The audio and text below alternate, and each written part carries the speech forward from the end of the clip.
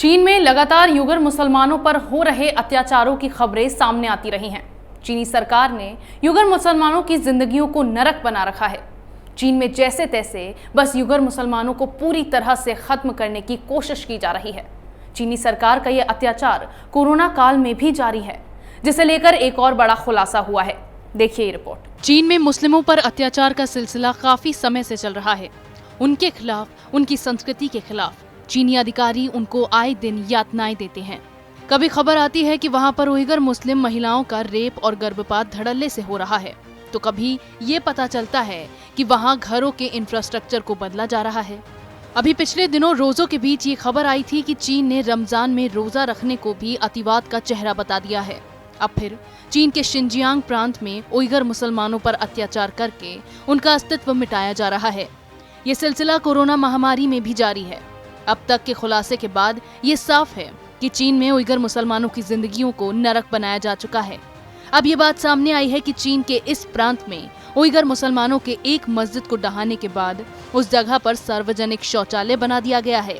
Radio free Asia की report ने इस बात का खुलासा करते हुए बताया है कि सरकारी प्रशासन की तरफ से आतुश के सुंगाग गांव में 2016 के दौरान 2 मस्जिदों को गिरा दिया गया था और अब इनकी जगह सार्वजनिक शौचालय बना दिया गया है, जिसे चीन द्वारा मस्जिद सुधार का नाम दिया गया है।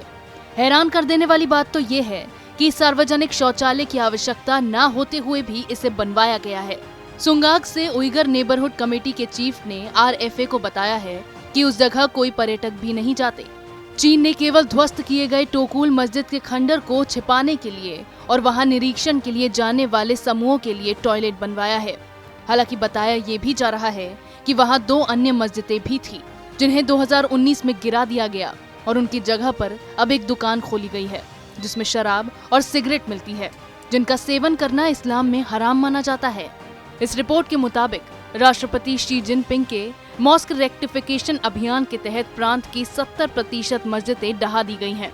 चीनी सरकार ने अपनी इन शर्मनाक हरकतों पर पर्दा डालने के लिए इसके पीछे सामाजिक सुरक्षा का कारण बताया है। चीन में धार्मिक स्थलों पर हमले का सिलसिला 17वीं शताब्दी से शुरू हुआ है। करीब 1000 वर्ष पहले चीन में तंग वंश ने मस्जिदों पर हमला बोला था। इसके बाद से ये सिलसिला अब तक जारी है। चीन की 1966 से 76 की सांस्कृतिक क्रांति की राजनीतिक उथल-पुथल के दौरान इस प्रांत की कई मस्जिदें और अन्य धार्मिक स्थल पूरी तरह से क्षतिग्रस्त हो गए थे। पिछले साल वॉशिंगटन स्थित उइगर ह्यूमन राइट्स प्रोजेक्ट ने चीनी सरकार के इस अभियान का विवरण देते हुए एक रिपोर्ट प्रकाशित की थी, जिसमें बताया गया था कि कैसे उइगर मुसलमानों के धार्मिक स्थलों और कब्रिस्तानों को तोड़ा जा रहा है। जियोलोकेशन और अन्य तकनीकों का उपयोग करते हुए इस रिपोर्ट में बताया गया था कि 2016 से लेकर 2019 के बीच वहां 10 से 15,000 मुस्लिम धर्मस्थलों, मस्जिदों को तोड़ा गया था। और अब फिर एक बार चीनी सरकार को लेकर ये बड़ा खुलासा हुआ है।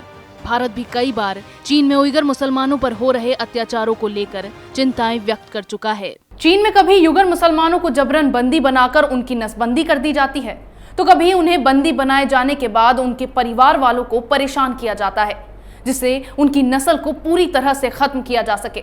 इस बार भी मस्जिदों को ढहाकर वहां शराब की दुकानें खोलना उइगर मुसलमानों पर अत्याचार का नया उदाहरण सामने आया है। इसी तरह की खबरें मैं आपके लिए लाती रहूंगी। तब तक के लिए बने रहिए हमारे साथ। अगर आपको हमारा वीडियो पसंद आया हो तो इसे लाइक करें, हमारे चैनल को सब्सक्राइब करें और हाँ, बेल आइकन दबाना ना भूलें ताकि आप तक हमारे वीडियो की नोटिफिकेशन पहुंचती रहे। आप अपना सुझाव हमें कमेंट बॉक्स में दे सकते हैं। हमारे साथ जुड़ने के लिए शुक्रिया।